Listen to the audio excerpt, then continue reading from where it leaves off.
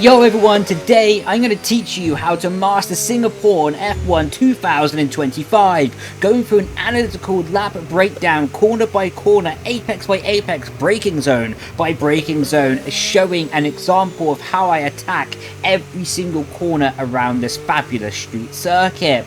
Then going into time trial world record setup and how I would adjust it to be usable in an online race, and capping off the video by doing a full speed qualifying lap example, also showing my ERS strategy on how I maximise my lap time potential around a single lap here of Singapore. So getting started, in turn 1 you'll be braking when you reach the black box on the top right hand side of your screen, and then going into corner 1 you're going to be cutting the curbing as much as you can. The regulation in the game is quite simple. You have to just keep one tyre within the white line at all times, and if you can do that you will never get the invalidation from the game. So just keep that in mind, and as you can see we can cut the curbing quite a lot, just providing we can keep one tyre inside the track boundary, and then it's a-okay. Like that, we cut the curb very extremely, but was able to keep the lap valid. So going into turn 2 doesn't really exist, it's only to set up turn 3, that is the following left-hander. You want to be opening the corner as much as possible because the curving is so flat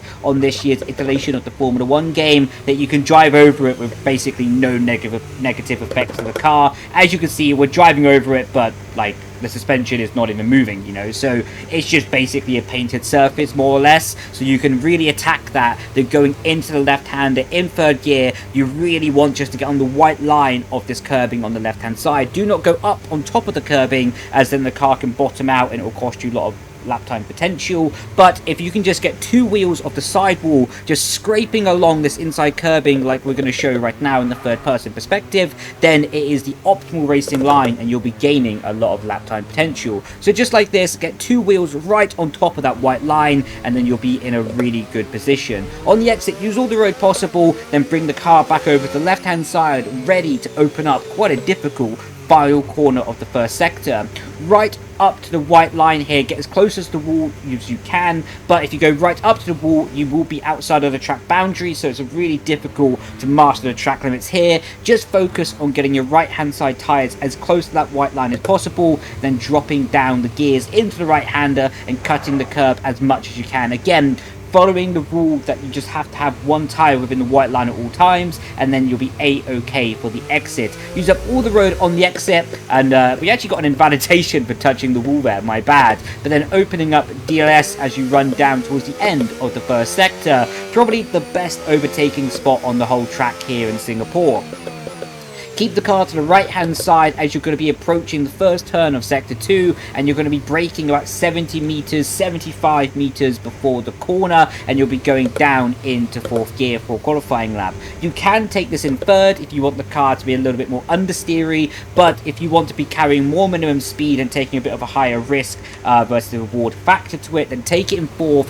Clip the curbing on the inside. You don't want to go up and over it because the car can bottom out quite easily, but just clip it like this for the optimal racing line to open up the angle of attack for the corner as much as you possibly can. On the exit, the curbing is very flat, so you can run right up and over the top of it. Then once you're confident with full power on the exit, bring the car back over to the left hand side, and then braking when you get to the black box on the top left hand side of your screen, or just before the 50-meter board, as it's quite difficult to consistently see that black box as well. Here's a little bit of a trick for you as well. If you're driving right up against the wall, the game actually recognizes this part of the surface as being quite dusty because you're over the white line. So over the white line, as we are right now, the track is clean and grippy, but because the game deems the left hand side to be slightly out of the boundary of the circuit, it's got a very dusty surface to it, so you end up losing a lot of grip.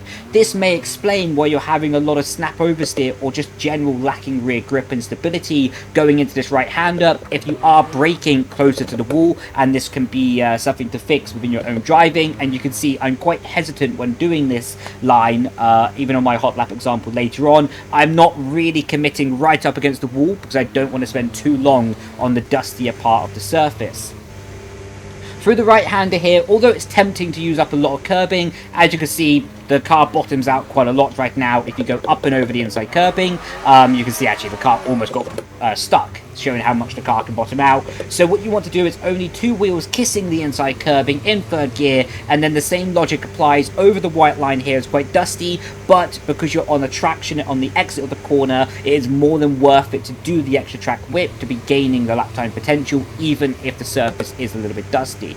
Up to the left-hander here, and you're going to see we want to open up the track as much as possible. Again, the off track is dusty, but opening up the track by basically half a car width more is then going to be giving you more benefit than staying to a slightly grippier line for more time in the entrance to the corner. Use 2 wheels on the inside curbing. I like to take it in the 4th gear, then getting back to the power, watching for the rear sort of sliding around as now you try to get as close to the wall on the exit, and then building up speed. You're going to be pointing towards sort of this Singapore barrier on the straight ahead of you. Something to really take into consideration, to be careful of. As you can see, the advertising board on the right hand side actually curves left and comes towards the track, so it's very easy as you're driving, you're starting to look so much at the apex here, and you get distracted and you can end up clipping this outside wall like George Russell did a few years ago. I think it was 2023 in the real life Singapore GP. So what you want to be doing to be avoiding this is you want to be approaching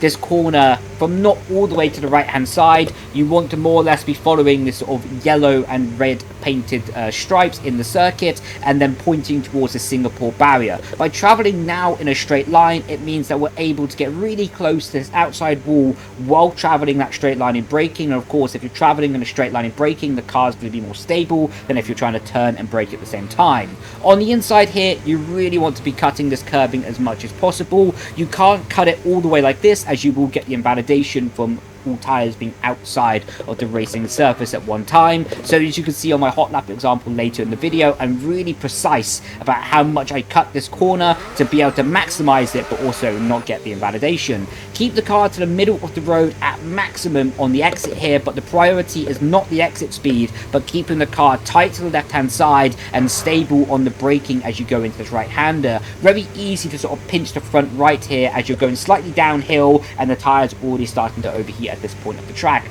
2 wheels on the inside curbing, and then up and over that. Pull short shift to 4th if you do need the traction. In a qualifying lap with a good setup, this can just about be flat out while committing to the inside curbing. If you drive around the curving, more than likely the track is going to be too tight for you to take it flat out. But yeah, more or less you could do a little lift here, but if you want to be super committed and super high risk, then you can go flat out with taking that inside curbing. You'll naturally gravitate to the outside wall, and be careful of this little segment here because the barrier sort of slightly sticks out. So it's caught me out before as well, that you can see that we're trying to open up the track as much as possible. You think that you're fine because you think you haven't hit the wall on the outside, and then bang, you can see the car is stopped because of that little kink in the barrier as we go up and over the bridge. So just keep that in mind and be wary of that.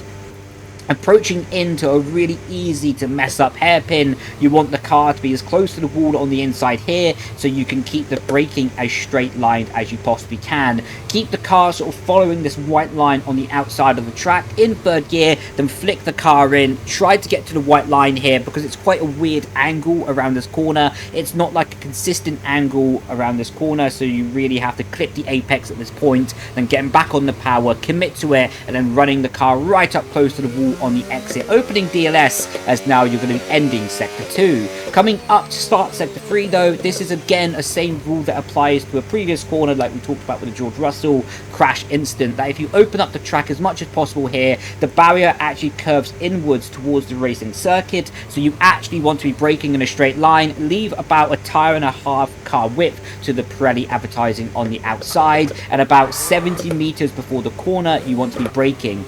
You want to be leaving enough width for that barrier on the outside of the track that you can travel in your straight line, avoid the barrier, and now turning in from the widest point possible as you go into this next right-hander. Going into the correct camera angle, if I can find it, clip the curving on the inside in 3rd gear, let the car run out wide, but this is really important. Again, this is a dusty surface because you are over the white line here, but again, this can be a track invalidation if you do this, so you really have to follow this solid white line here and keep one tire in at all times possible, and it's very difficult to do that on the exit. Opening up DLS and keep the car tight here than towards the middle of the road. If you go sort of to the right or to the left too early, like we're doing right now, there's quite a lot of bumps on the surface, so you really want to be following the line that I also show you in my hot lap example later in the video, but more or less sort of following the guidance of this sort of painted, striped white line in the middle of the road can be a good way to go about it. Then once you get towards this sort of area closer to the corner, about 400 meters before the corner, then you want to start bringing the car over to the left hand side, and once again the barrier is going to be pointing inwards towards the circuit, so you can't actually brake